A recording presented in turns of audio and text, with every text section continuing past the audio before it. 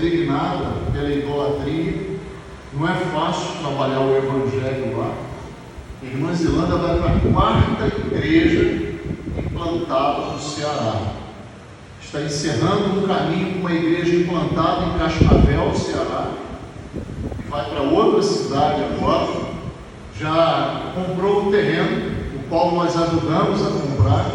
E daqui a pouco começa a construção dessa nova casa do Senhor naquele local. Os irmãos orem e contribuam cada vez mais para isso.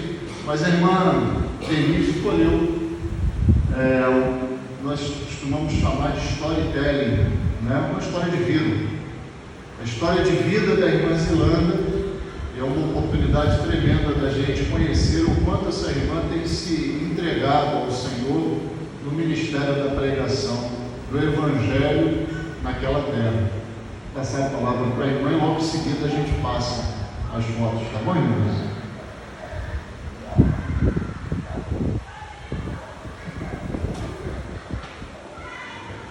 Boa noite, irmãos. Boa noite, visitantes. É um prazer estar aqui no domingo, tanto na manhã quanto à noite, falando. É um prazer e desafio, né? Eu digo que é um desafio porque eu sou uma pessoa muito tímida, mas a minha vida ela foi feita de desafios e eu tenho vencido esses também, né? Apesar de ser professora por profissão, eu sou uma pessoa que ainda tem dificuldade de falar em público. E estar aqui para mim é um desafio. E um desafio quando a gente faz em prol do que é para Deus, é muito mais do que uma vitória, né? Então, irmãos, como o pastor falou, eu fiz umas anotações aqui, porque assim como o Paulo Souza Lima, que sou, eu não sei se essa parte da família tem esse problema, mas eu sou da parte da família Souza Lima que tem um problema de memória. E com a idade isso só vem se agravando, né? Então eu costumo anotar que para mim não esquecer e não perder os meus pensamentos, que são partes. Nós estamos no mês de missões, né? O mês de missões é setembro. E tem uma data específica, que é o segundo domingo de setembro, que foi fixado para comemorar. Mas é uma data que é vivida todos os dias, né? Quando a gente fala de missões, é uma data que é uma data viva, né? E Missões Nacionais é uma organização que é mantida pela Convenção Batista Brasileira. A Convenção Batista Brasileira gere essa organização, Missões Nacionais. Mas somos nós, as igrejas, que mantemos viva essa organização. Como? Através das nossas doações e através principalmente das nossas orações, né? Pelo que eu entendo, eu vejo Missões Nacionais como uma forma da igreja evangelizar a pessoas que estão fora de seu alcance físico, né? Nós alcançamos essas pessoas através das pessoas que são enviadas para o campo, pessoas que respondem ao ID de Jesus Cristo, né? Pessoas como nós, cheias de limitações como nós, né? Cheias de afazeres como nós, mas que decidem em algum momento da vida cumprirem o ID. E aí eu fico imaginando, eu me lembro que quando eu era criança, adolescente, sempre me interessei muito por esse assunto. E toda vez que eu ouvia falar que um missionário ia falar, eu ficava conjecturando sobre o que ele falava, imaginando como seria na prática a vida dessa pessoa. E conversando com a irmã Zilanda, eu pude sentir isso mais de perto, né? Eu agora tenho uma prima de segundo grau que também está vivendo isso, bem novinha. Ela decidiu que ia para o campo missionário e ela se especializou, ela estudou, ela se especializou em enfermagem, justamente para ela poder trabalhar no campo missionário. E ela está bem longe da gente, ela está lá nos ribeirinhos e está realmente decidida a seguir, e foi, e se desprendeu de tudo. E é muito interessante a forma que essas pessoas se desapegam mesmo da vida delas, né? Do que é material, até do que é família, no sentido de dar realmente prioridade a essa causa, que é a evangelização. Eu acho isso muito bonito. E foi isso que eu vi na irmã Zilanda, conforme ela conversava comigo. Eu vou passar passar detalhes da vida dela agora, até para os irmãos como eu conseguirem traçar o perfil da irmã Zilanda.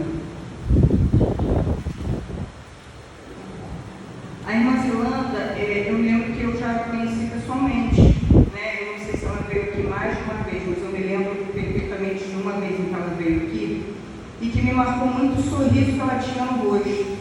É uma pessoa muito simpática, muito agradável, com um sorriso enorme no rosto, né? E quando eu conversava com ela, é interessante que na voz dela não passa esse sorriso. A gente consegue imaginar ela falando, ela contando, sorrindo, né? E isso demonstra a alegria e a felicidade que ela sente de estar nesse trabalho, de estar nessa causa. O nome completo dela é Zilanda da Costa Maurício, né? Ela nasceu em Nova Canaã, Marataízes, aqui no Espírito Santo, aqui pertinho. Hoje ela vive no campo de Cascavel, no Ceará. Eu pesquisei um pouquinho e realmente é uma região bem árida, uma região mesmo do Ceará, de interior mesmo, onde tem aquelas dificuldades todas que a gente vê nos livros escolares, nas regiões do sertão. E ela, nesse momento, ela se encontra lá, no campo de Cascavel, no Ceará. Ela cresceu numa família de 7 irmãos, né? 7 pessoas, eram 7 pessoas, 5 irmãos e os pais, né? A infância dela foi toda no interior e ela, é interessante que ela fez questão de dizer isso. A dificuldade que era para ela estudar, o trajeto que ela seguia, o trajeto que ela fazia para estudar, mas que ela não sabia, mas que já estava no plano de Deus ela passar por aquela dificuldade para estudar, né? Porque um dos caminhos missionários é estudar, né? E ela precisaria disso no futuro. E aí ela, mesmo com aquela dificuldade toda, porque ela teve uma vida muito simples, ela teve uma infância muito feliz e ela se lembra de cada detalhe da infância dela. Ela aceitou Jesus com 12 anos, foi a uma igreja, assistiu o culto e aceitou a Jesus com 12 anos. Com 15 anos, em uma igreja, assistindo a pregação de um missionário, ela decidiu para ela mesma que seria uma também. E ali, naquele momento, ouvindo ele falar, ela decidiu, quando eu também serei uma missionária. Ela não pensou em nada dos desafios que aquilo traria para ela, mas ela diz que naquele momento ela teve aquela certeza, e que aquela certeza só foi confirmando no coração dela. E aí ela pensou o seguinte: eu vou ser uma missionária e vou ganhar o Brasil para Cristo. É interessante que ela relata que a partir daquele momento e até hoje, ela gosta muito de usar o símbolo da bandeira brasileira, né? Ela gosta de roupas que tem uma bandeira, ela gosta muito do verde e amarelo. E se a gente parar para pensar, vai muito além de um símbolo cívico, né? Ela vê o Brasil como um campo, ela vê, na verdade, a alma do brasileiro, que é o que ela quer alcançar, né? A gente tem ouvido muito falar do símbolo bandeira do Brasil, né? Muitos ignoram, uns amam, outros já estão rejeitando, mas ela vê o Brasil, o símbolo da bandeira, como um campo de pessoas que ela quer alcançar por Jesus Cristo. E ela diz que gosta muito de usar. Bom, depois que ela decidiu que seria uma missionária aos 15 anos, o que ela fez? Ela foi chegar para os pais e contar para os pais, né? Só que eles não gostaram nem um pouco de saber disso.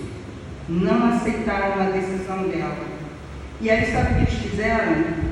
Eles tiraram ela da escola, porque eles sabiam que ela precisaria, no mínimo, do ensino médio, que seria o segundo grau naquela época, para ser uma missionária. Ela precisaria da instrução.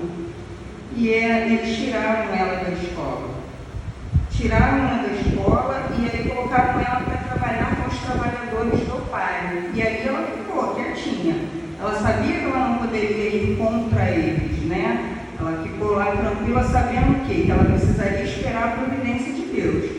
Se era a vontade de Deus, ele ia resolver isso para ela. E aí ela ficou 2 anos fora da escola, quietinha. A família, os pais acharam que ela tinha desistido, que ela tinha esquecido do propósito E aí a mãe dela chegou para ela e perguntou: você quer voltar para a escola? Você quer voltar? Você sente vontade? Ela disse: sim, mas não falou nada, que a intenção dela não era aquela. E aí depois de 2 anos ela voltou para a escola. E aí ela concluiu o 2º grau. Concluindo o 2º grau, ela começou a dar aulas, né? Naquela época era comum, né, concluir o 2º grau, fazer normal e aí se tornar uma professora.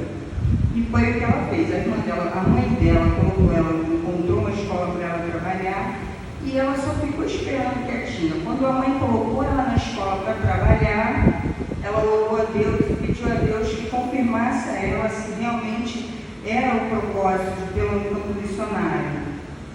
E ela disse que a confirmação foi que ela, sim, ela deveria seguir com o plano dela. Ela abandonou, ela disse que literalmente foi isso. Ela saiu da escola, deixou os alunos lá e voltou para casa, chamou os pais e contou: eu quero ser uma missionária. Aí o pai dela teve uma atitude mais, vamos dizer assim, enérgica, mais firme, né? Ele colocou ela para fora de casa. Imagina uma jovem que tinha terminado o ensino médio, o 2º grau, né? Colocada para fora de casa. E ela disse que ela foi realmente sustentada pela misericórdia de Deus. Naquele momento, estando fora de casa, estando na rua, literalmente, o que ela fez? Ela foi para Campos. Aí, nesse momento, ela já estava aqui no Rio de Janeiro, ela foi para Campos, aqui, Campos dos Goytacazes, e aí ela fez a faculdade, ela concluiu o nível superior, já com a intenção de se aliar, de se juntar à junta de missões. E aí ela concluiu, saiu para o campo missionário, onde foi mandada para o Ceará. E aí ela já está lá há 33 anos, e amanhã, por coincidência, ela completa 33 anos na junta de missões, né? Ela fez 60 anos agora no dia 16 de setembro. Interessante que as 2 datas são no mês em que se comemora missões, né? Missões nacionais. E eu fiquei até admirada porque ela não parece ter 60 anos, né? Ela não demonstra. Acho que pela alegria, porque ela passa uma tranquilidade muito grande na fala, muito grande. E aí eu fico imaginando as coisas que ela já passou, que fizeram com que ela ficasse cada vez mais forte, mais firme na decisão dela. Eu não consigo me imaginar na idade em que ela foi colocada para fora de casa, tendo que, com certeza ali ela teve que procurar pessoas que a apoiassem, que a colocassem, que a sustentassem, né, enquanto ela não estivesse em idade ou pronta para ser sustentada pela junta, com o trabalho de missões, e ela foi só crescendo, né, se fortalecendo com isso, né? Tanto que agora ela já fundou todas essas igrejas que o pastor nos falou, e ela não pensa não parar, a fala dela é sempre de quem está começando agora, com entusiasmo de quem está começando agora, né? Irmãos, eu achei muito interessante o carinho que ela falou da igreja, a gratidão que ela falou da igreja. É uma gratidão que vem do fundo. Ela se emocionou com aquela palavra e ela teve que interromper o áudio e depois ela voltou. Ela falou com muito carinho do nosso pastor Vilci, falou da irmã Ruth, falou dos filhos, né? Falou de vocês com muito carinho. E eu falei para ela que eu ia repassar para vocês esse carinho. E falou da alegria que ela tem de saber que o pastor está aqui, né, de ver o pastor na frente da igreja, né? Ela deixou isso muito claro. E ela falou da gratidão que ela tem pelo sustento que a igreja tem mandado e pelas orações que ela sabe que nós temos dispensado, né, pela causa dela, pela causa de missões, né? Eu achei muito legal, muito bonito. Foi para mim uma experiência nova, né, como eu falei, é um assunto que eu já gostava, e ouvir uma missionária estar no campo falar com tanta vontade, mostra para a gente que tudo que a gente faz ainda é muito pouco, tudo que a Denise faz é muito pouco, tudo que cada um de nós faz é muito pouco. precisamos continuar seguindo. Eu preciso continuar, eu preciso vencer as minhas limitações, a minha timidez, a minha falta de tempo, e cada um de nós sabe as limitações que nos prendem, né? Ela está lá, ela está cumprindo um ID, que é o mesmo ID nosso. As limitações que ela tem são as mesmas que nós temos. A diferença é que ela decidiu largar tudo e ir, né? Nem sempre nós temos essa decisão, nem sempre é o que Deus quer de nós, mas todos nós podemos ir, aonde nós estamos, aonde nós moramos, aonde nós trabalhamos. E é isso que eu acho que deve ficar para nós. E principalmente que nós precisamos dispensar muito do nosso tempo orando por essas pessoas. São pessoas que vivem da dependência da misericórdia de Deus. Mas a misericórdia de Deus, ela precisa de nós, da nossa ação, para se tornar palpável, para se tornar física. Ela precisa da nossa doação, ela precisa das nossas atitudes, das nossas orações, né? Então, eu acho que a gente deve continuar orando, particularmente pela irmã Zilanda. Ela conta muito com as nossas orações, e por todos esses missionários, né, que estão no campo, nos campos, cumprindo o ID, né, fazendo a nossa evangelização de forma indireta, fazendo a evangelização que a igreja faz de forma indireta, né, alcançando as pessoas que nós não podemos alcançar de forma física. É isso, irmão. Obrigada.